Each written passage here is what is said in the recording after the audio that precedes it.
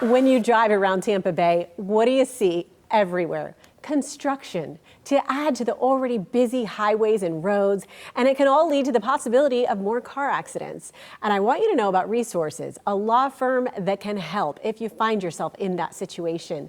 We are joined today by Glenn Levine, Senior Partner Attorney at Anidjar Levine, and Shire Patel, Partner and Attorney. Great to see you both. It's great to be here. Always great to be here. So I did a little research on the front end of this about all the different construction projects. It's crazy. To rattle off a few, we've got West Shore Interchange, downtown Tampa Interchange, north of I-275, past or north of I-4, I should say, and then of course the Howard Franklin. It's everywhere. Great to see the infrastructure investment, but a hassle for drivers. You know, we get around the whole state and it's everywhere. It's not just Tampa Bay, but you know, it does create a lot of confusion.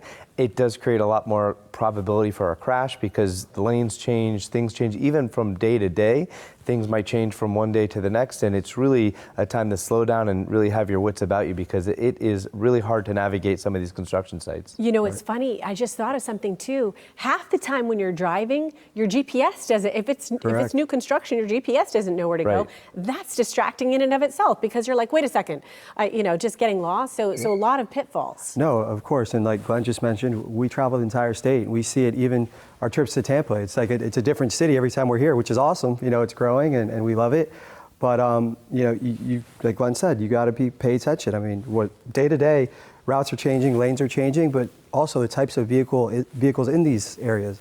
You're talking about big construction trucks. You're talking about 18-wheelers, and they might not see you, but you're definitely going to feel it if they hit you. So I know Glenn could expound on some of that. For sure. Yes, definitely. So things that you can do to avoid those bad situations. Well, we always see those signs like slow down, my mom or dad works here, right? This is their work zone, and obviously that would be a horrific thing that we've had cases where construction workers get struck by vehicles. That's a whole other story, but just fender benders, like Shire said, getting involved with tractor trailers, going through those things. You know, the design of roadways sometimes is compromised just to get the extra space to be able to do the road construction. So things are going to happen. It's really not an if, it's a matter of when. And so the same rules apply, slowing down, taking extra time, defensive driving, leaving more space. If you see a tractor trailer close by, give them a little more wide berth so that like they can actually get through the area as well. Right. Accidents really are a byproduct of additional construction and a lot of construction. So if it happens, what do you need to do? Yeah, I mean, first and foremost, you know, take care of yourself. If you're injured, you know, seek medical attention immediately.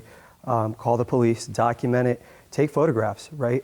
Especially with these big commercial tractor trailers, because unlike, you know, your personal vehicles where I might have Geico's, Progressive, State Farms of the world, these are so many parties involved. You know, you might have a company that's renting it from this company or an independent contractor situation. So try to get as much information as possible.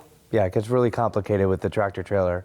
It's nuts. As you guys are saying this, I'm thinking to myself, oh my gosh, all those nuances. I didn't even think about that, but just layers upon layers. But this is what you do. Yeah, You're every day. experts.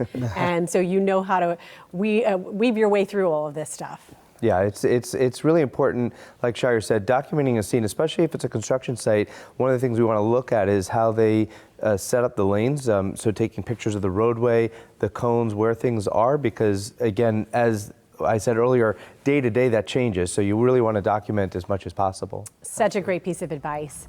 Thank you both so much. We want to let our viewers know where they can go to find out more. AnidjarLevine.com. Of course, your Florida personal injury and car accident attorney. So great to have you both on today. Great to be here. Thank you.